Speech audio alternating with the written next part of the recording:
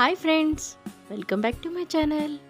Friends అందరు బాగున్నారా? నేనైతే చాలా బాగున్నాను.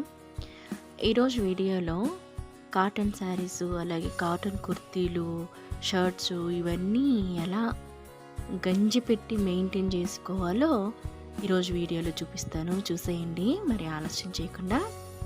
సో ఫస్ట్ అయితే నేను ఇక్కడ ఒక గిన్నె పెట్టేసుకొని ఒక 2 జగ్గులు వాటర్ అయితే యాడ్ చేసుకున్నానండి. స్టవ్ వెలిగించేసుకోవాలి. నీళ్ళు మరిగేలోపు మనం ఇప్పుడు గంజి ప్రిపరేషన్ కోసం ఈ పౌడరు గంజి పౌడర్ అండి. ఇది నేను హైదరాబాద్ నుంచి తెచ్చుకున్నాను. మనకి నార్మల్గా కిరాణా షాపుల్లో కూడా దొరుకుతుందంట కేజీ లెక్కలో, మా అమ్మ చెప్పారు. సో అక్కడి నుంచి నేను తెచ్చుకున్నాను. అమ్మ తెచ్చుకుంటే నేను అమ్మ దగ్గర నుంచి తెచ్చుకున్నాను. సో ఆ పౌడరు ఒక స్కూప్ తీసుకున్నానండి.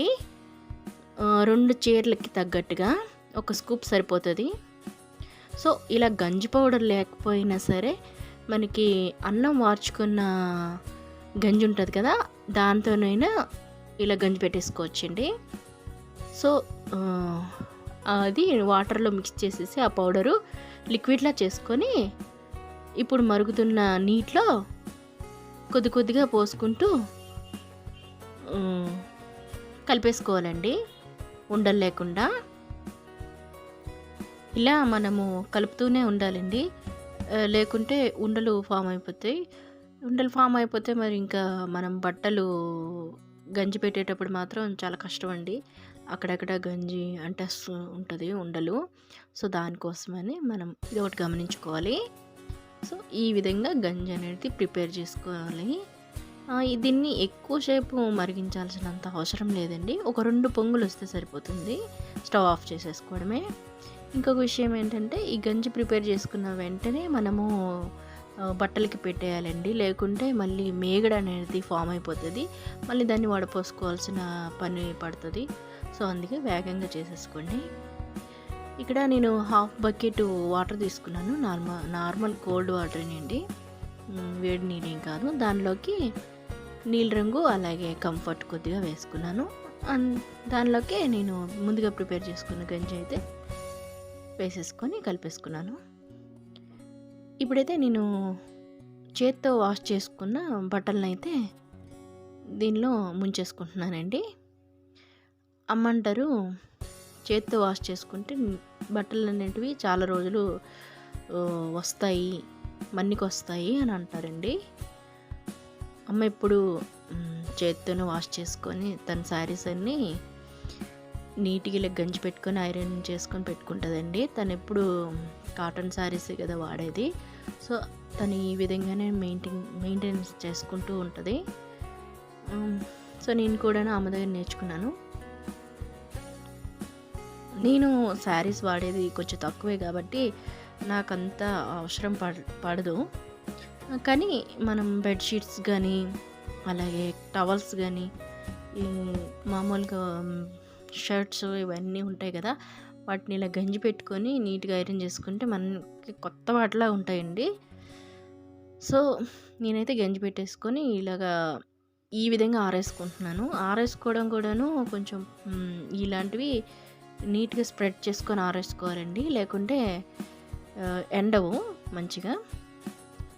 అప్పుడు ఎండి మంచిగా స్టిఫ్గా బాగుంటాయి ఈ విధంగా స్ప్రెడ్ చేసుకొని ఆరేసుకోవడం వల్ల. సో మాకు కొంచెం మా మేడ మీద కొంచెం ఫ్రీ ఉంటుంది కాబట్టి నీట్గా ఆరేసుకున్నాను. సో ఈరోజు అయితే ఎండ బాగానే వచ్చిందండి, బట్టలన్నీ మంచిగా ఎండిపోయాయి. మా బెంగళూరు కోల్డ్గా ఉంటుంది కాబట్టి ఇలాంటివి చేయాలంటే కొంచెం ఆలోచించాల్సి వస్తుంది.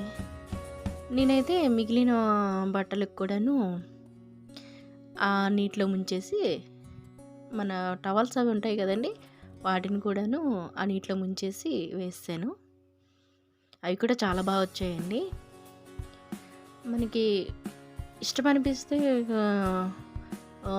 వీక్లీ వన్స్ అయినా లేకుంటే నెలకు ఒకసారైనా ఇలా గంజి పెట్టుకుంటే చాలా బాగుంటాయండి. బెడ్షీట్స్కి, టవల్స్కి, వీటికి. మనం శారీస్కే కాకుండా వాటికి కూడా పెట్టుకోవచ్చు, బాగుంటాయి.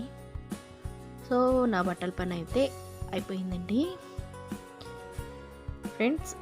తెలియని వాళ్ళకైతే ఇది యూజ్ఫుల్లే కదా, అందుకోసమే నేను ఈ వీడియో అయితే షేర్ చేస్తున్నాను. తెలియని వాళ్ళైతే తప్పకుండా వాడుకోండి, తెలుసుకోండి. తెలిసిన వాళ్ళైతే పర్వాలేదు, అంత అవసరం లేదు. సో ఎండిపోయిన తర్వాత బట్టలు చూస్తున్నారా ఎంత స్టిఫ్గా ఉన్నాయో, చాలా బాగుంటాయండి. ఇంకా ఐరన్ చేసుకుంటే ఇంకా బాగుంటాయి. నేను టవల్స్ కూడాను గంజి పెట్టానని చెప్పాను కదా, అవి కూడా కొత్తగా మెరిసిపోతున్నాయి బాగా. అంతేనండి.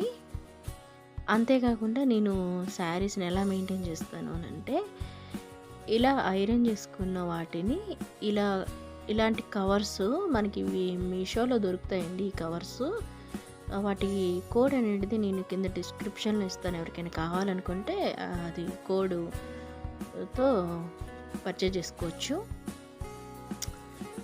ఈ కవర్స్లో పెట్టి నీట్గా పెట్టేసుకుంటానండి. మనం మామూలుగా ఫోల్డ్ చేసి పెట్టినట్లయితే మళ్ళీ మడతలు వచ్చేస్తాయి. వీటిల్లో పెట్టడం వల్ల ఏమంటే నీట్గా ఉంటున్నాయండి. ఇంకొక టిప్పు చెప్పాలనుకుంటున్నాను. ఇక్కడ వచ్చేసి నేను పాలిస్టర్ ఫాల్కి కాటన్ ఫాల్స్కి వ్యత్యాసం చూపిస్తున్నానండి.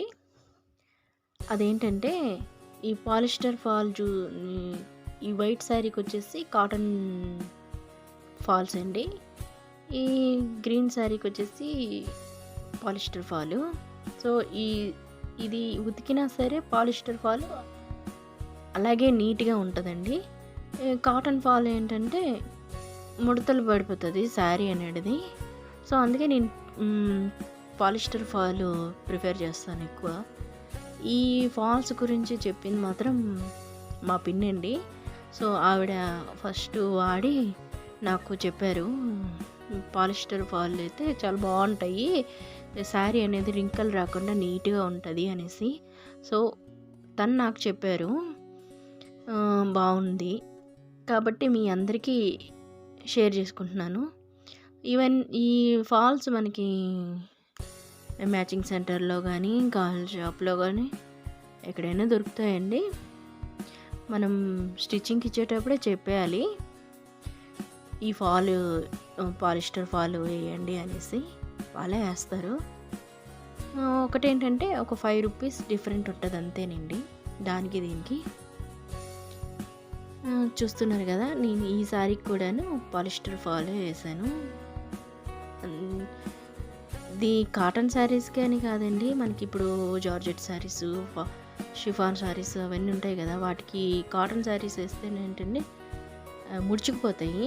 ఇవి అసలు ఎంత యూస్ చేసినా సరే, డైలీ వేర్ యూస్ చేసినా ముడుచుకుపోవు, బాగుంటాయి. సో నాకు యూజ్ఫుల్ అనిపించింది, మీ అందరికీ యూజ్ఫుల్ అనే అనుకుంటున్నాను. ఈ వీడియో మీకు నచ్చినట్లయితే లైక్ చేయండి, అలాగే మీ ఫ్రెండ్స్తో పాటు షేర్ చేసుకోండి. నా ఛానల్ అయితే తప్పకుండా సబ్స్క్రైబ్ చేసుకోండి ఫ్రెండ్స్. మళ్ళీ మంచి వీడియోతో మళ్ళీ కలుసుకుంటాను. Thanks for watching. Keep smiling. Bye.